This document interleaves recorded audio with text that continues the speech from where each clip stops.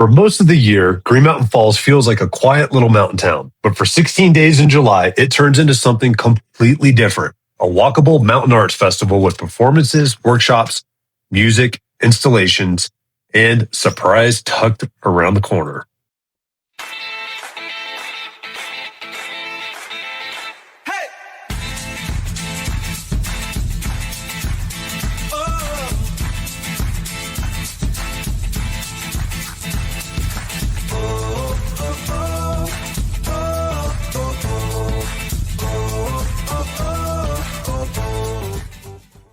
I'm James Dean with the James Dean Mountain Homes team, and we are your local mountain and Colorado Springs real estate experts.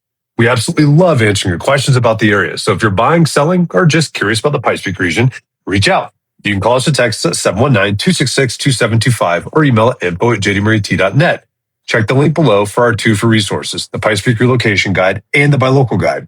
You can also head to www.jdmountainhome.com to start your home search and hit that subscribe and notification bell so you don't miss our next update. Today, we're talking about the Green Box Arts Festival in Green Mountain Falls, because this is one of those local events that can be easy to underestimate if you've only driven through town on the way up to U Pass. The 18th annual Green Box Arts Festival is scheduled for July 4th through July 19th, 2026. Visit Colorado Springs lists the festival as at 100 Lake Street in Green Mountain Falls, and the event appears across the calendar from July 4th through the 19th. That matters because this is not just a one-day art fair. It's 16 days of programming in a small mountain setting. Performances, exhibitions, workshops, community events, music, dance, and experiences that use the town itself as part of the backdrop. One of the biggest themes for 2026 is history. Visit Colorado Springs describes this year's festival as connecting with two major milestones, America's 250th anniversary and Colorado's 150th anniversary. So the programming is not just come look at art, it's built around memory, place, creativity, and community gathering. Southern Colorado Insider's 2026 feature gives a great picture of how broad the festival has become. Their reporting says Greenbox has about 140 events across 16 days. This is a lot for a town the size of Green Mountain Falls. And the mix is what makes it interesting. They mentioned July 4th parade energy, a tailgate potluck before an opera, world-class dancers, cowboy poetry, Louisiana bayou-style music, hands-on workshops like food and art making experiences, water lanterns on Gazebo Lake, family-friendly adventure programming, and a Buster Keaton silent film experience with live music. That variety is really the point. You can go for something polished and performance-based like dance or opera.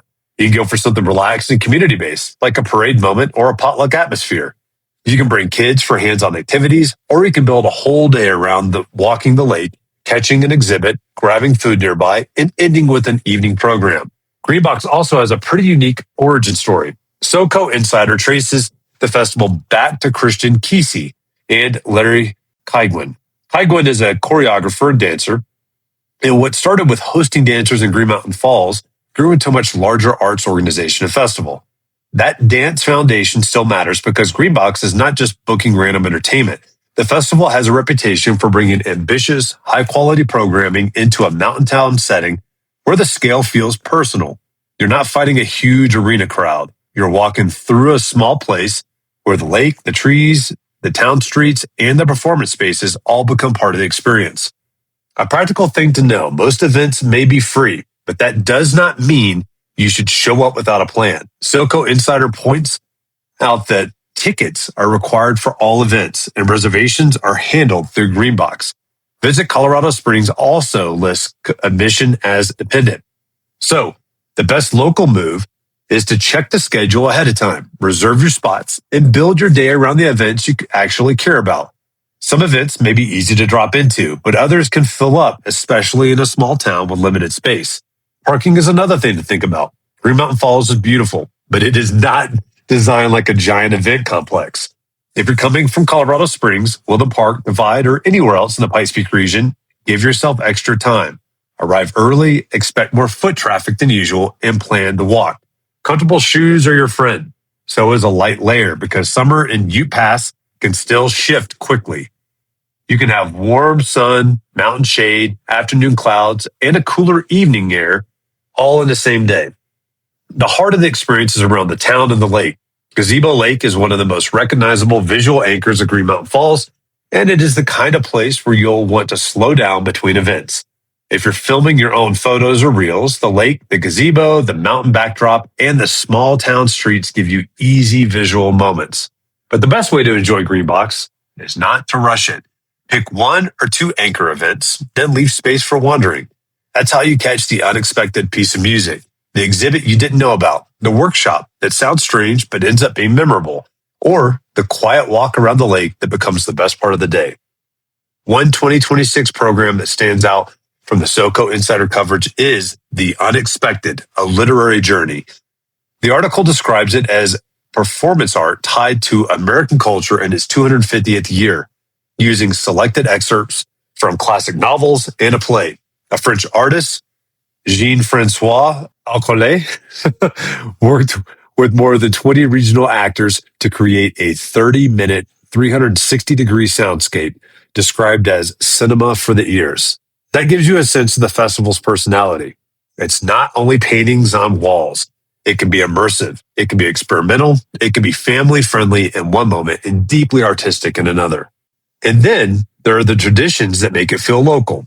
The 4th of July timing matters. The parade energy matters. The lake matters. The fact that people are gathering in a town that still feels like a small mountain community matters. If you go, here's the simple plan I'd recommend. First, look at the official Greenbox schedule. Second, reserve tickets, even for free events. Third, choose your parking and arrival time before you leave. Fourth, bring water, layers, and comfortable shoes. And fifth, leave room in the day for something you did not expect. That last part is important because Greenbox seems built around discovery. You might go for a specific performance and end up remembering the walk through town, the water lanterns, the workshop, the music, or the way Green Mountain Falls feels when the whole place is activated by art.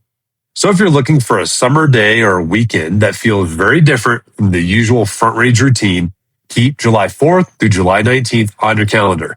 The Greenbox Arts Festival is one of the clearest examples of how a small mountain town can become a major creative destination without losing the feel that makes the town special. Before we go, I just want to say that if you have any questions about buying or selling or really anything about the Pikes Peak region, please don't hesitate to reach out to my team and I.